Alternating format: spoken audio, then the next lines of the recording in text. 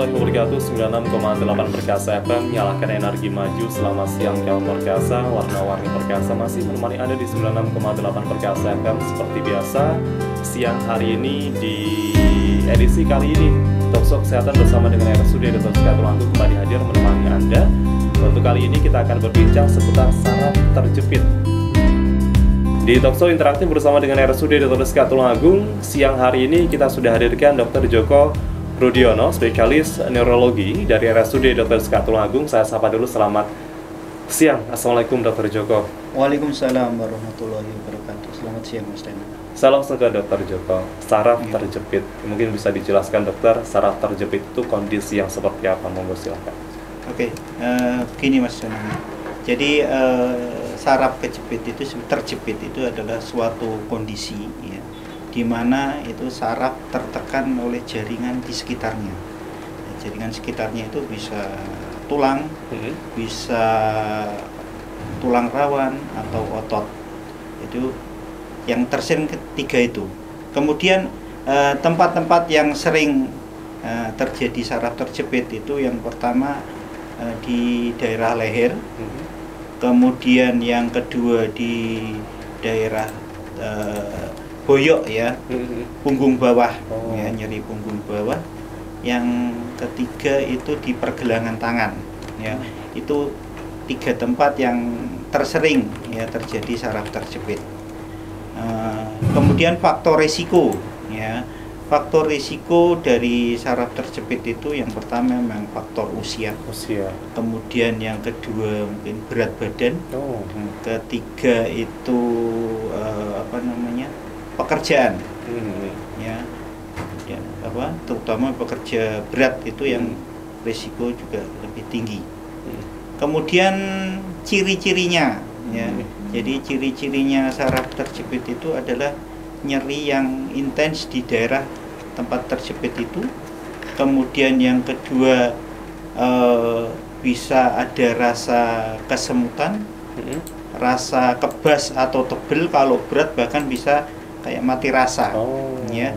Kemudian ada, karena itu melibatkan saraf, nyeri saraf itu bisa ditandai seperti terasa kayak kestrum, kayak dicucuk-cucuk, ya. Kemudian panas, itu juga bisa. Kemudian yang terakhir ada kelemahan, ya, karena melibatkan saraf itu sementara dia akan mempersarafi otot-otot. Nah, otot-otot itu yang dipersarafi yang terjepit tadi akan mengalami kelemahan. Oke. Siap. Tadi sempat disampaikan oleh Dr. Joko, ini biasanya munculnya di 3 titik, ya, di leher, yang tersering ya, di leher, lalu juga di punggung bagian bawah, lalu itu ya, iya di boyok, pinggang jadi boyok, iya. Gitu, ya. Lalu juga di bagian tangannya, ini bagian tangan bagaimana? Kalau di tangan biasanya keluarnya di kesemutan, kebas di telapak tangan, jadi kaku, kram, nyeri itu. Oke. Dari 3 titik itu dokter, ini penyebabnya juga sama kah? Penyebabnya ya bisa berbeda ya. Karena kalau daerah leher itu tempat keluarnya saraf itu celahnya sempit, ya. Ini biasanya terjadi pada usia lanjut, ya, di mana sudah terjadi banyak pengapuran di situ. Akhirnya yang tempat keluarnya saraf sempit itu bertambah sempit, ya. Itu kemudian orang yang mungkin menyunggi itu mikul itu kan di bawah, yang di kepala, itu juga bisa terjadi penekanan saraf akibat bantalan antar tulang di bagian lehernya. Di bagian leher. Kemudian kalau yang di punggung bawah itu tempat titik berat tubuh itu di situ. Yang paling mobile selain leher juga punggung bawah tadi. Jadi kalau kayak ngangkat-ngangkat berat itu risiko pekerja berat yang sering ngangkat benda berat itu juga risiko terjadi saraf terjepit itu besar. Ya. Kemudian kalau yang tangan, yang telapak tangan itu sering juga kan aktivitas, ya, kerjaan berat memakai tangan, akhirnya di situ kan ada saraf itu berjalan di dalam terowongan, namanya terowongan karpal, di bawahnya itu tulang, di dalamnya itu ada 9 otot, di atasnya itu juga otot yang melintang. Sementara kalau otot banyak gerak, banyak beban itu kan juga membesar, akhirnya ruangannya menyempit, ya sarafnya itu yang ke tangan, akhirnya keluarnya ya itu tadi kesemutan, kebas, nyeri. Itu. Oke, siap. Ya. Dokter, tadi sempat disampaikan kalau misal di leher ini gara-gara memikul beban yang berat di kepala dan lain sebagainya. Kalau di bagian punggung, bagian bawah, ini tadi sempat disampaikan juga pekerja berat juga di tangan. Ini sebenarnya alurnya itu seperti apa, dokter? Bisa terjadi istilahnya tadi apa ya? Gini, kalau istilah medisnya itu hernia nucleus pulposus. Jadi antar tulang belakang itu ada kayak gel yang jadi bantalan antar tulang itu. Nah, dia itu gelnya ini yang menonjol ke belakang. Sementara di belakang itu kan ada ada sumsum tulang, dan juga ada saraf yang keluar dari lubang celah di leher. Yang kalau di leher, kalau yang di punggung bawah juga lubangnya biasanya lebih besar. Tapi risiko kejepit ini juga besar. Ya, itu. Siap. Kondisi ini apakah butuh proses beberapa lama bisa terjadi saraf kejepit, atau misal kalau biasanya tidur, salah posisi tidur, ini kan ada bagian yang salah juga. Kalau saraf kejepit ini seperti apa, dokter? Kalau salah posisi tidur, asal belum ada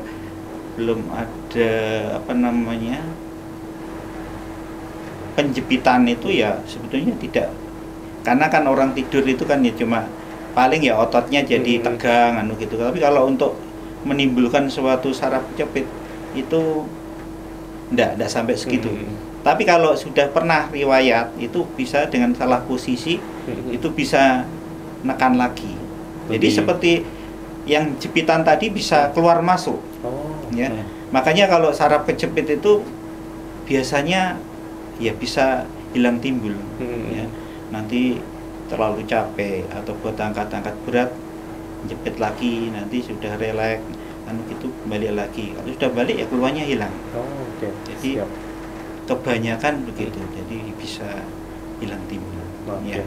Siap. Tadi sempat disampaikan oleh Dokter Joko juga bahwa yang memiliki resiko tinggi adalah mereka yang mungkin sudah lanjut usia di atas 50 tahun, jadi berarti atas 50 tahun. Karena ya semakin bertambahnya usia itu kan ya organ itu elastisitasnya menurun ya. Kandungan air menurun. Jadi gampang, kalau masih muda gitu masih elastis, biasanya lebih tahan terhadap kemungkinan saraf terjepit. Ya. Kalau jenis kelamin laki-laki perempuan juga berpengaruh, dokter? Ya kebanyakan lebih banyak laki-laki, karena terus terang kan aktivitasnya lebih berat yang kaum laki-laki daripada wanita. Ya. Ini biasanya yang mereka rasakan apa, dokter, ketika sudah dalam kondisi saraf terjepit ini? Kalau di daerah leher itu keluarnya biasanya nyeri menjalar, ya dari leher menjalar ke bahu, ke lengan, tangan. Ya, bisa disertai tadi yang kesemutan, kebas, ya itu terasa nyeri.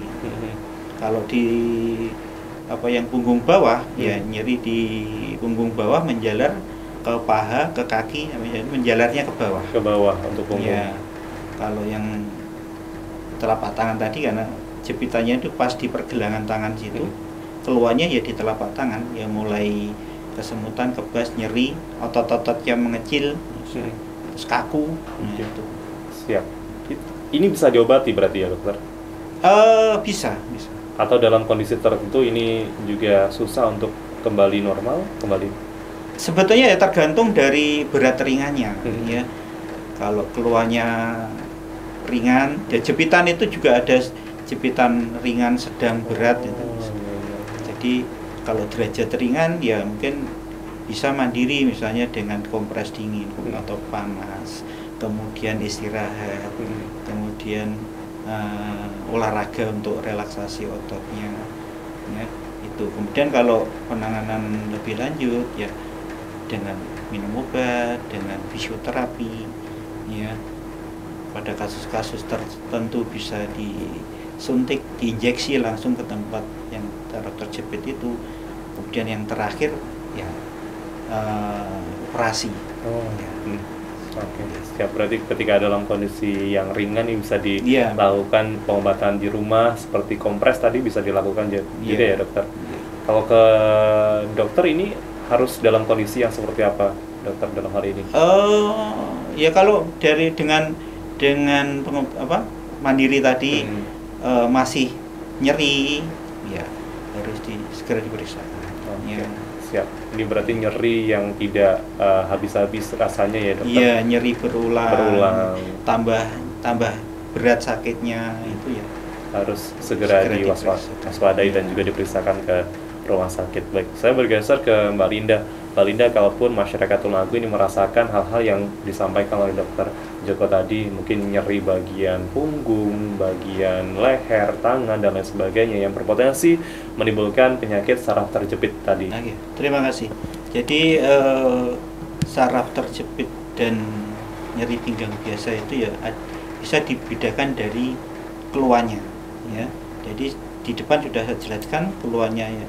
Ada nyeri yang intens daerah terjepit itu, kemudian ada rasa kesemutan, rasa kebas, bisa terjadi kelemahan, dan kalau di daerah pinggang itu kan saraf di situ akan mempersarafi otot-otot kaki. Jadi saraf itu seperti kabel, ya, kabelnya turun ke kaki. Jadi nyerinya itu karena pangkalnya kejepit, jadi nyerinya terasa menjalar sampai ke bawah. Sementara kalau nyeri pinggang biasa itu penyebabnya bisa mungkin karena kram otot di daerah pinggang, kemudian radang sendi di daerah tulang belakang. Di situ kan ada namanya sendi faset itu yang dia memperkuat antar tulang belakangnya itu. Jadi kalau radang di situ keluarnya ya nyeri di tempat itu saja, tidak menjalar ke bawah. Ya, itu. Misalnya di sendi panggul, ya, yang hubungkan antara tulang paha sama panggul itu ya nyerinya di situ aja. Jadi waktu gerakan nyeri, kalau diam berkurang itu. Siap. Itu kalau nyeri saraf terjepit dan nyeri pinggang biasa. Ya, itu jadi nyeri itu biasanya ada proses radang atau bisa juga saraf terjepit di situ, tapi yang sering itu radang atau trauma juga bisa, ya. Jadi misalnya ada pengapuran di sendi di tulangnya di daerah jempol, terus itu menekan ke ototnya, terus ada proses radang, itu kan memberikan stimulus ke daerah saraf di situ, jadi keluarnya nyeri di situ. Ya, kemungkinan ya ada proses radang di daerah situ, ya perlu pemeriksaan lebih lanjut. Ya. Siap. Ya, jadi kesemutan, nyeri di daerah tangan, telapak tangan itu ya bisa penyebabnya yang tadi, yang saraf terjepit daerah pergelangan tangan tadi. Yang pemicunya ya memang paling banyak aktivitas, ya. Sepeda motoran lama, kemudian banyak aktivitas kerja menggunakan tangan, gitu. Jadi untuk pencegahannya sebenarnya ya memang dikurangi, karena sumber penyebabnya dari situ. Kalau diobati aja tanpa ini ya nanti akan hilang timbul aja, tidak semakin membaik, ya. Jadi kalau ya tradisional bisa dikasih balsam, ya, obat oles itu, ya.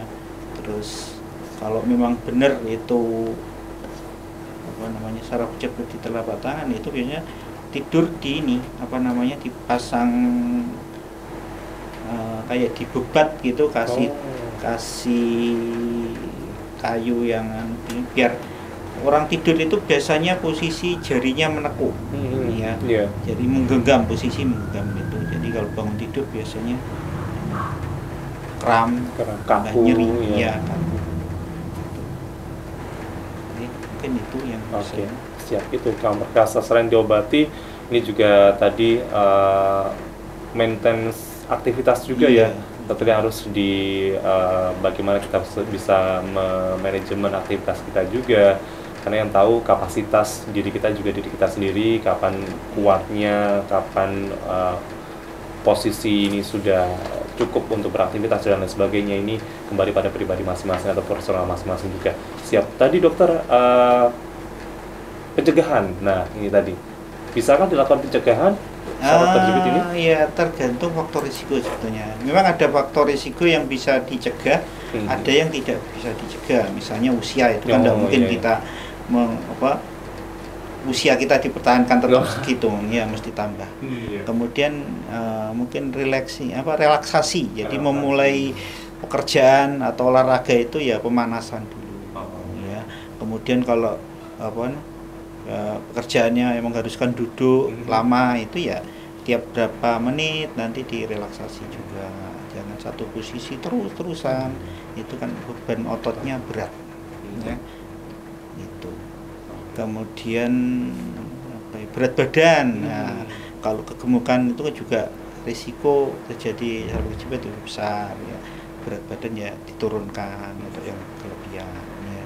Itu. Untuk berat badan tadi ini berarti awalnya seperti apa dokter bisa sampai ke saraf terjepit ini? Dengan tulang belakang itu kan fungsinya menyangga badan, menyangga tubuh. Kalau bebannya berat kan otomatis bebannya juga berat. Kalau jepit kan tambah kejepit. Ya bebannya mengurangi beban itu. Itu yang bisa dilakukan pencegahan ya berarti dokter. Ini terkait dengan aktivitas, sebelum melakukan aktivitas ini bisa lakukan pemanasan. Iya.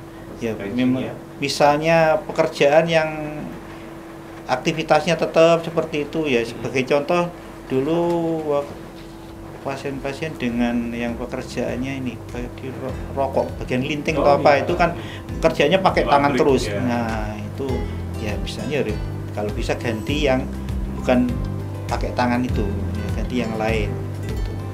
Karena kalau tetap diobati tapi ya pekerjaannya itu ya nanti ya akan kembali lagi.